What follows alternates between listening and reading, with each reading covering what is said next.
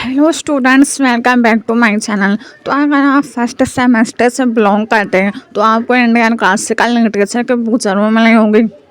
और इस बुक का जो तीसरा यूनिट है द कृष्णास पीस प्रपोजल यानी कृष्णा का शांति प्रस्ताव, उस चैप्टर पे मैंने ऑलरेडी वीडियो बना चुकी हूँ, लेकिन मैंने उसमें द स्टोरी ऑफ गलावा मेंशन नहीं किया है। तो आज के इस वीडियो में आपको द स्टोरी ऑफ गलावा सिखाऊंगी, जो कि बहुत ही रोमांटिक कहानी है। अगर आप पढ़ेंगे तो आपको और जानने का मन करेगा कि इस कहानी के आगे क्या होता है। तो सेक्शन 106 जो है आप लोग इंग्लिश में नोट कीजिए, मैं आपको इसका एकदम हिंदी में सिंपल मीनिंग समझा रही हूँ।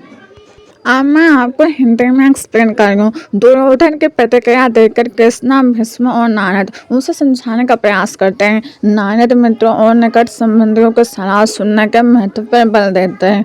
नारद हठ धर्मता से बचने की चेतावनी देते हैं क्योंकि बुराई से भरे होते हैं। इस संदर्भ में वो गालों की कहानी सुनाते हैं जिसने अपने हठ धर्मता के कारण बहुत कष्ट सहा। कहानी की शुरुआत इस प्रकार होती है कि एक बार धर्म ने विश्वामित्र की परीक्षा ली। धर्म ने महान ऋषि वशिष्ठ का वेश धारण किया और विश्वामित्र के पास भोजन मांगने। विश्वामित्र विस्मय से भर गए। अब आप इसे इंग्लिश में हट कीजिए, मैं हिंदी में एक्सप्लेन करी हूँ।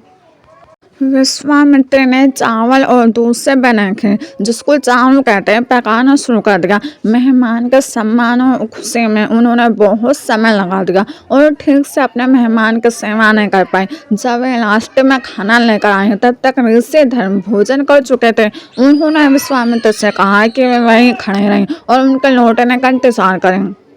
विश्वामित्र उसी जगह पर 100 साल तक खड़े होकर इंतजार करते रहे। इस दौरान गालो नाम के एक तपस्वी ने उनकी सेवा की। आखिरकार धर्म वापस आए और विश्वामित्र को ब्राह्मण होने का वरदान दिया।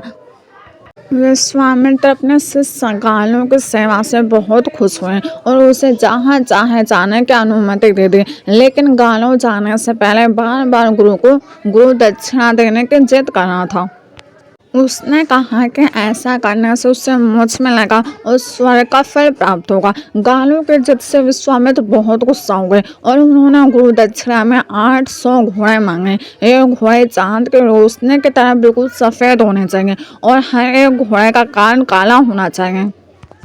अब आप सेक्शन 107 से लेकर 112 को रीड कीजिए, मैं आपको इसका मीनिंग हिंदी में समझा रही हूँ।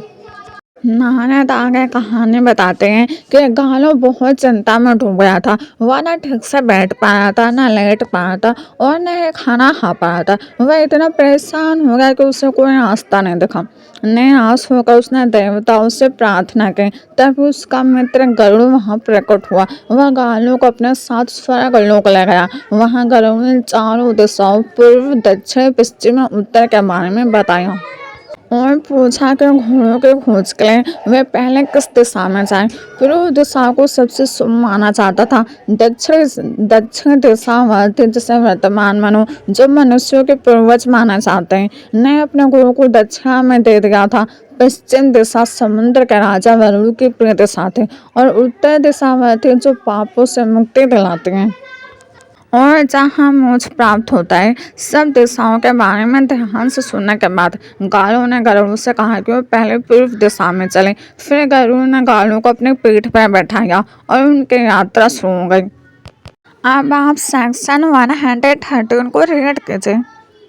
रास्ते में उन्हें ऋषभ नाम का एक पर्वत मिला। उन्होंने वहाँ विश्राम करने का निश्चय किया। वहीं उनकी मुलाकात सांडगाई नाम की एक स्त्री से हुई। उसने उनका स्वागत किया, खाना खिलाया और उनके उद्देश्य के बारे में पूछा। आराम करने के बाद गरुड़ ने देखा कि उसके पंख गिर गए हैं। उसे समझ आया कि उसके मन में आए एक अशुद्ध विचार के कारण हुआ। यह सांडगाई को अपने साथ स्वर्ग ले जाना चाहता था। सांडगाई ने उसे माफ कर दिया और उसके पंख वापस आ गए। इसके बाद वे वहाँ से आगे बढ़े, लेकिन उन्हें वैसा घोड़ा नहीं मिला जैसा वो ढूंढ रहे थे। चलते चलते वे ऋषि विश्वामित्र के पास पहुँचे। ऋषि ने जब घोड़ों के बारे में पूछा तो गालो फिर से दुखी हो गया।